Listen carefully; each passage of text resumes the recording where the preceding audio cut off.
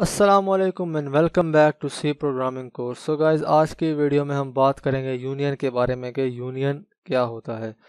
जो यूनियन है वो सिमिलर है स्ट्रक्चर जैसे हम बनाते हैं स्ट्रक्चर, वैसे भी हम जो है वो यूनियन बनाते हैं। यूनियन जो है वो यूज़ होता है, हमने डिफरेंट डेटा टाइप्स के जो वेरिएबल हैं उनको हमने ग्रुप करके एक यूज़र डिफाइंड डेटा टाइप बनानी है, तो उसके लिए हम जो यूनियन है वो भी यूज़ कर सकते हैं। जैसे हम स्ट्रक्चर जो है वो यूज़ करते हैं, हम डिफरेंट तरह के डेटा टाइप्स के वेरिएबल जो है उसके अंदर बनाते हैं as an element, and then उनको हम इसका वेरिएबल बना के उनको एक्सेस करके हम डिफरेंट तरह का डेटा उसके अंदर जो है वो सेव करवा सकते हैं।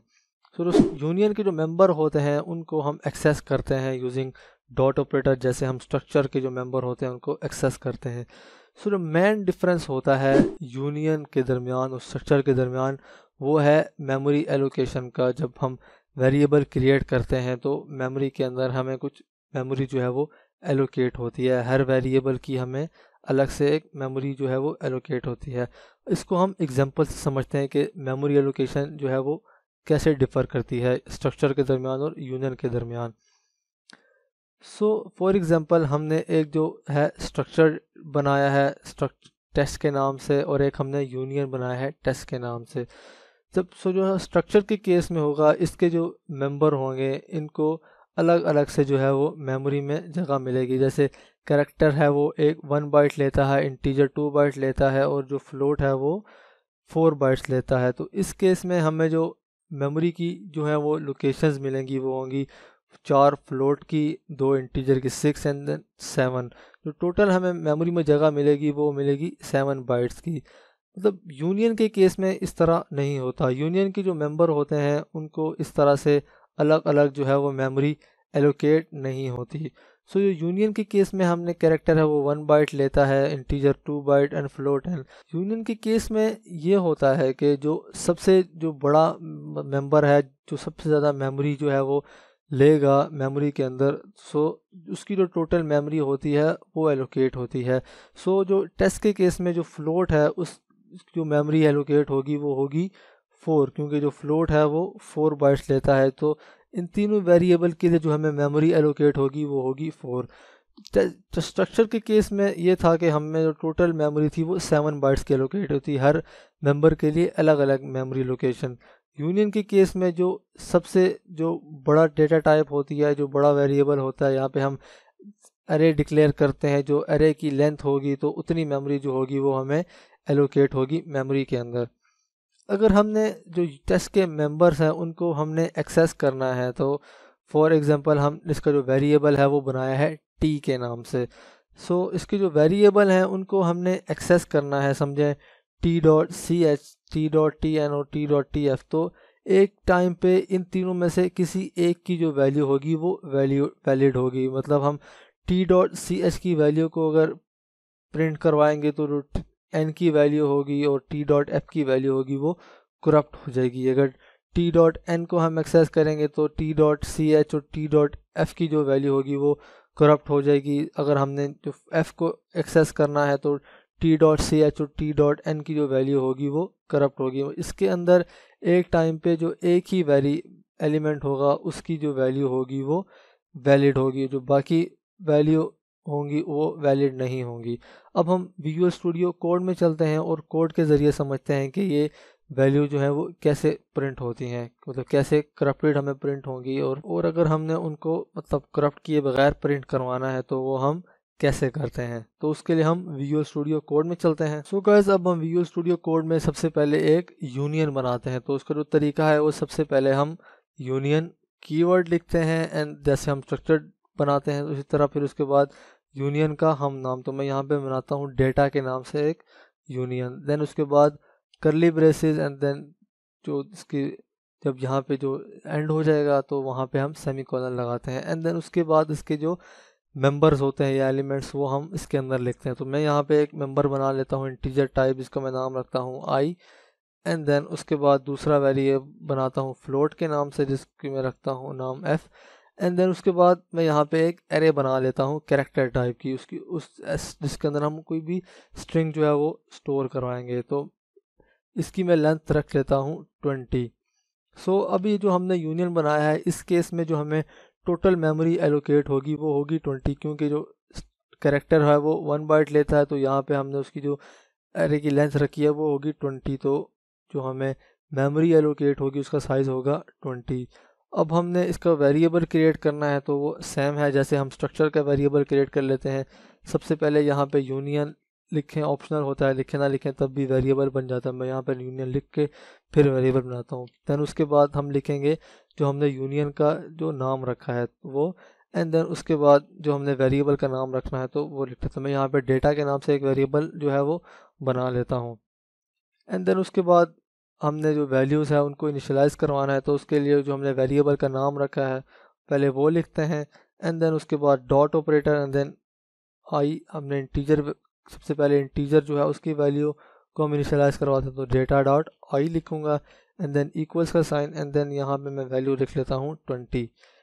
एंड देन उसके बाद फ्लोट को एक्सेस करते हैं। देन उसके बाद इसी तरह वेरिएबल का नाम, देन जो फ्लोट है उसका फ्लोट एलिमेंट उसका नाम है f, एंड देन इक्वल्स के बाद उसको हम कोई भी जो है वैल्यू दे देंगे। एंड देन उसके बाद हमने यहाँ पे एक एरे लिया स्ट्रिंग की, तो उसको इनिशियलाइज़ करवाने के लिए यहाँ मैं एक जो हेडर फाइल है वो इंक्लूड करता हूँ स्ट्रिंग के नाम से। मैं यहाँ पे इंक्लूड करूँगा string dot h, and then इसके अंदर एक मेथड होता है, उसके ज़रिए हम जो है वो कैरेक्टर की जो स्ट्रिंग बनाई है उसके अंदर हम जो है कोई भी स्ट्रिंग लिखेंगे। तो मैं उसके लिए यहाँ पे एक फंक्शन यूज़ करता हूँ जिसका नाम है strcopy। एंड देन उसके बाद सबसे पहले डेटा डॉट str जो हमने अरे का नाम रखा है स्ट्रिंग का, एंड देन उसके बाद comma, and then double quotes के अंदर हमें जो स्ट्रिंग लिखनी है वो लिखेंगे। तो मैं यहाँ पे लिखता हूँ हेलो वर्ल्ड, कोई भी स्ट्रिंग आप जो है वो लिख सकते हैं यहाँ पे। मैं यहाँ पे हेलो वर्ल्ड लिख रहा हूँ। एंड देन उसके बाद हम इन जो हमने लिखे हैं तीन, हमने इनकी वैल्यू की इनिशियलाइज़ करवाए, तीन मेंबर्स हैं जो यूनियन के, हम इनको जो है वो प्रिंट करवाते हैं।